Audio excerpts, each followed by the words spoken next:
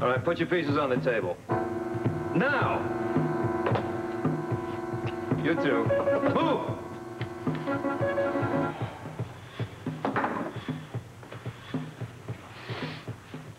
I am on the right boat, I hope. Is your name Robert Scorpio? It is, and I really don't give a damn if you're on the right boat or not. Have we met? No, never. You want to belt these three around a little, you know, just for insurance? It's a tempting thought. But frankly, no, I just want them off my boat. They were getting a little tedious. All right, you heard him. Get moving. Anybody ever tell you it ain't healthy butting into other people's business? Yeah, frequently. Now get out.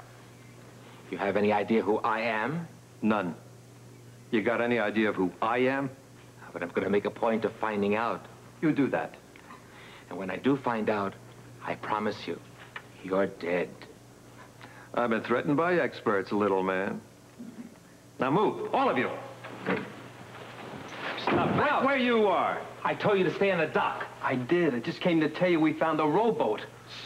So? A leaky rowboat. Mouse had washed up on the pilings. What is this, a news bulletin? So you found a leaky rowboat. So what? Nah, this one's got our booze in it, boss. 2 cases. Hey, what a kick in the head, eh, Mouse? Now, do you just suppose it's possible that Luke and I didn't heist your booze after all? Hmm? I promise you one thing, Scorpio. I'm going to find out. And when I do, I've got a pretty good idea that you and I are going to meet again. Well, we never close, and I'm looking forward to it. Yes, so am I.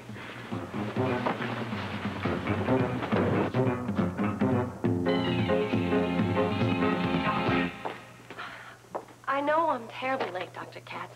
I'm sorry. I was just helping a patient. Well, so I noticed. I find this very disturbing, Heather. Why, Dr. Katz? I was just helping a patient get used to his new crutches. Why would that disturb you? When Dr. Weber and Dr. Hardy and I agreed that a job for you here in the hospital might be of some therapeutic value, we insisted on one condition. You were to work in the admissions office and have nothing whatsoever to do with any of the patients. I was only trying to help someone, Doctor. Yeah, you keep saying that, Heather. Well, you can't exactly hold that against me. Oh, that is not the issue. I don't think I understand.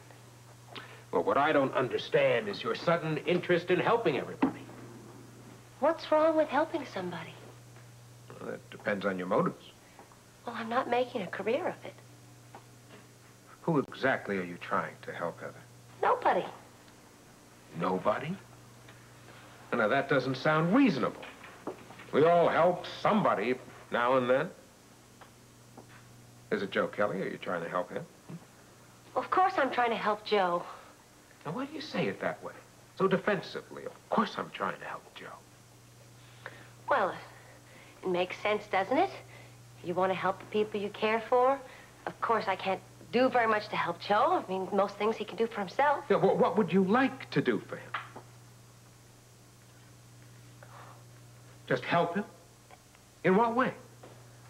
With his law practice, for instance? Is that the way you'd like to help him? Well, when it comes to law, Joe doesn't need any help. Joe is an excellent attorney. Yes, I'm sure he is. And you would like to see him become a more successful one? Well, of course. Don't you want to see the people you care about become more successful? I don't understand why you're making such a big deal out of this, Dr. Katz. I mean, it's only a natural feeling. No, Heather, I don't make the deals. You do. What I'm interested in is helping you figure out why you make the deals, what your methods are, your motives, how you help people, how you help Joe. I told you there isn't very much I can do for Joe. Are you manipulating Joe? I am not manipulating Joe or anyone else. I don't do that anymore. You do know what the word manipulation means, don't you? Well, sure, it's trying to get other people to do what you want them to do. Or trying to get them to become something they might not necessarily want to become. I'm not trying to do that, and Joe knows it better than anyone. We're getting along beautifully. I can prove it. Go on. Well, we've been seeing a lot more of each other, and things have been going very well. We're even having dinner tonight at Kelly's together. I'm glad the relationship is getting along so well. Never better. Good. We talked about responsibilities in relationships, remember? Dr. Katz, we've talked about a lot of things. Yes, but we spent a considerable amount of time discussing what a relationship entails. And you agreed that there were very many possibilities of different kinds of responsibilities. Well, of course there are. Do you recall which one you considered most important? No, not offhand. Well, let me remind you. You said that when one has a caring relationship with another person, the primary responsibility is never to hurt each other.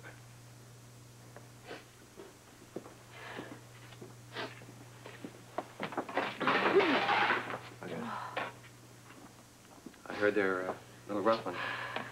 Oh, it must be all over the hospital by now, huh? Yeah. Jesse and Audrey, they gave it to me all right. Yeah. Well, no, it's not all over the hospital at all.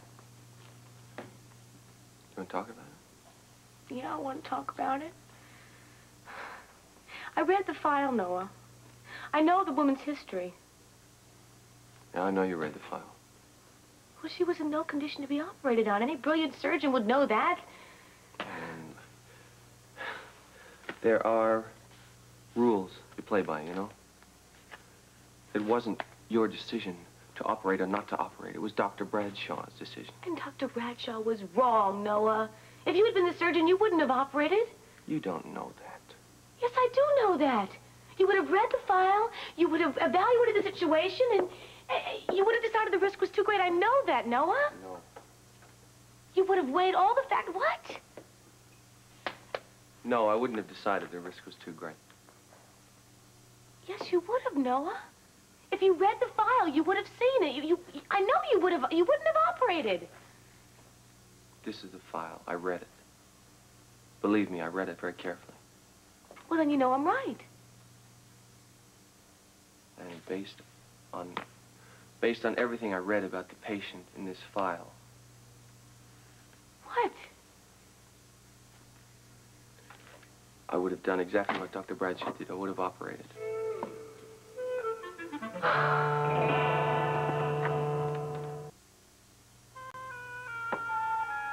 Noah, are you serious? You would have operated on that woman? Yes, I would have. Based on what's in the file, yes, I would have operated on her. Without a second opinion? Annie, you know what I feel about second opinions. I mean, of course I would have got a second opinion, but that's beside the point. We can argue this until you're blue in the face. The point is, you were out of line. Way out of line. I still don't know why you did it. Lord, maybe I don't know either.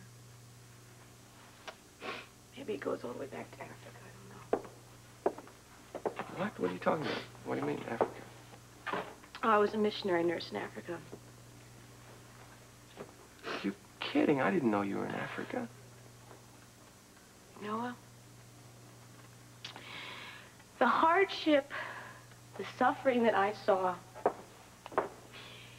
I don't know, maybe it's all piling up. Maybe finding out about Jeff getting married again and this Bradshaw, seeing him so uncaring, so unfeeling. I saw the way he ordered that patient into surgery. She was like some sort of an assembly line or something.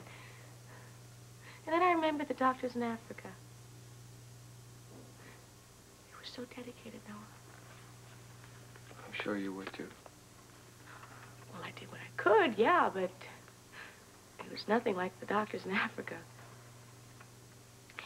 They didn't care about money or reputation or anything except saving humans' lives.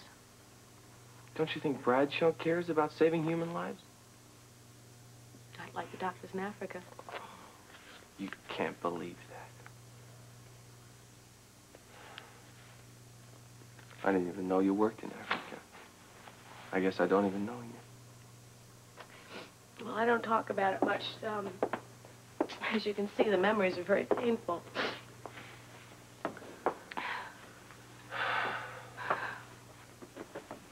I want you to talk to me. I want to know more about you. I want you to know me, too. You realize there's something you have to do. What? You gotta make a formal apology to Bradshaw. Oh, no, look, I don't know, because, you know, Dr. Bradshaw told me himself he was planning on filing formal charges against me. Annie, the man is not a monster.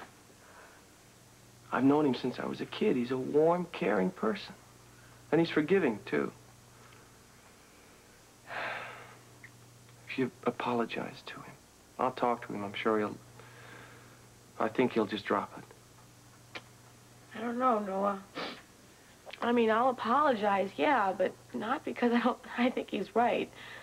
I'll apologize because I know I've upset a lot of people, especially you, Jesse, and Audrey, probably everybody, right? If an apology will do any good, I'll do it. Good girl. But Noah, listen. This does not change how I feel about Bradshaw.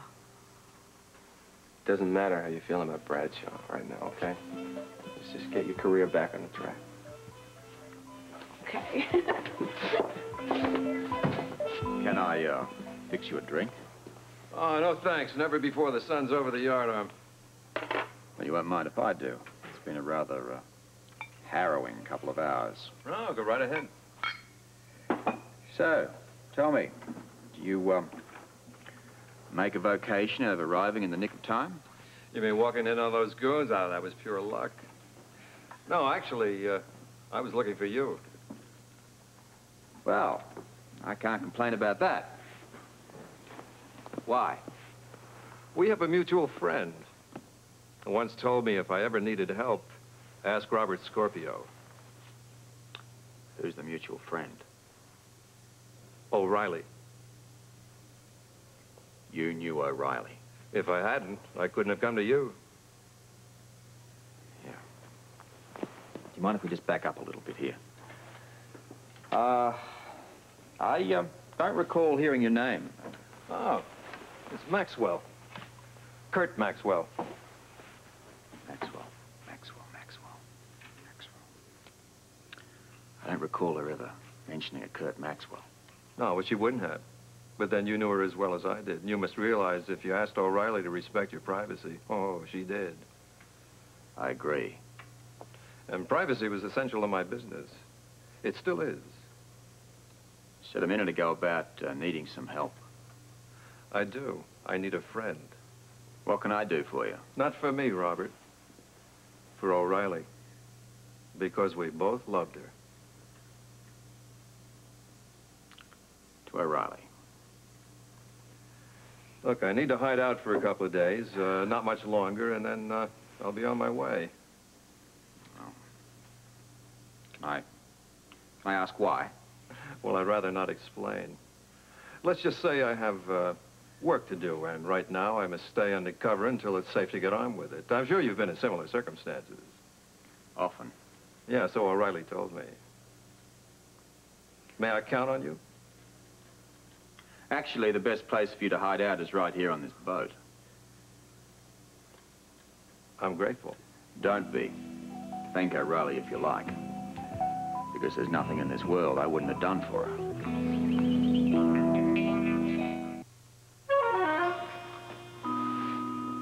Where did you say you met O'Reilly? I didn't say.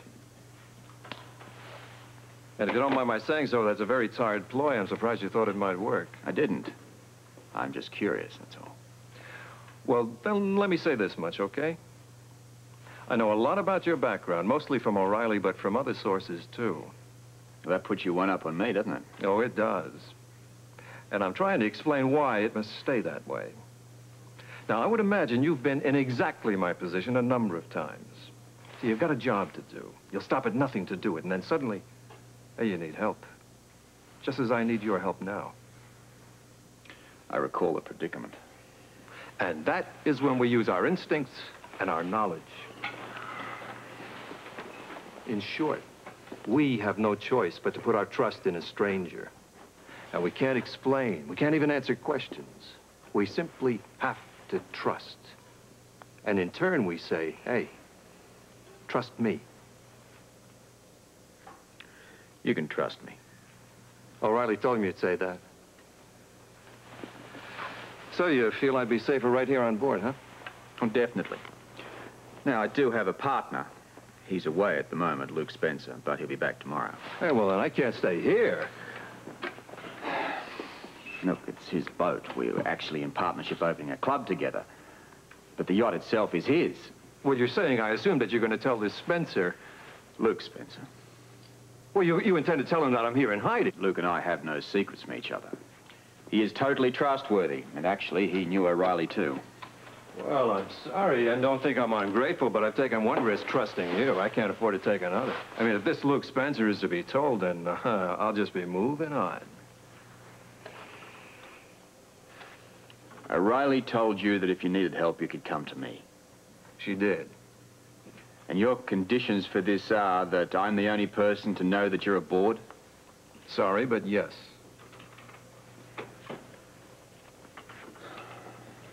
Agreed.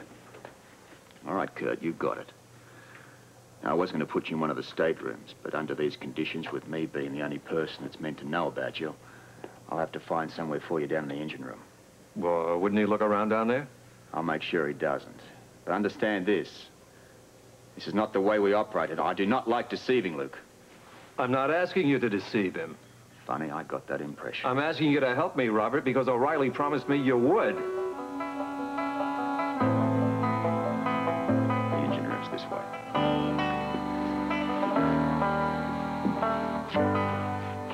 Arthur, could I see you for a minute? Oh, no, sure. Come on in.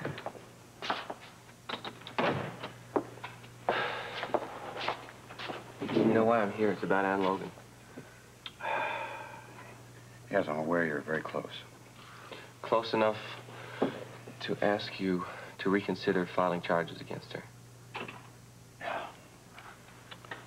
I was hoping you wouldn't ask that. A woman accused me of totally unprofessional conduct. She called me a killer in front of my colleagues. I'm demanding her dismissal. Arthur, look, I know Ann. She's under a lot of pressure. She's had a whole lot of personal problems, really serious. We all have personal problems. We don't let it interfere with our professional conduct. Don't you agree? I agree, absolutely. But let me just say one thing. Say anything you want. Ann Logan is an extremely good, unusually dedicated nurse. Sure, and her drunken behavior shows little respect for herself, and certainly none for me. Arthur, she wants to apologize to you. No! It's too late for apologies. I want her dismissal. Look, Arthur, I didn't want to put this on a personal basis, but I'm going to have to. Look, I know Ann. She's working hard to be a scrub nurse. She's going to be a good one. Look, she made a mistake, and it was a big one, and I'm sorry that you were the victim, but I'm asking, if not for her, for me. Don't destroy her career. I can't just ignore the matter. No, she wants to apologize, and she should. But why don't you just accept it? You're putting me in a very awkward position, Noah. I know I am, Arthur, and I'm sorry. In my own way, I feel as strong about Ann as you do. Just accept the apology for me.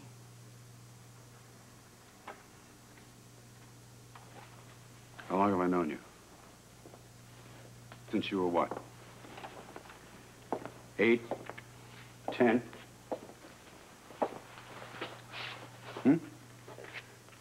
Well, before I decided to become a doctor. You were the main reason I did become one. Yeah. I've known you long enough to know that when you feel strongly about something, I have to respect that and assume you know what you're doing. Where Ann Logan is concerned, I know exactly what I'm doing.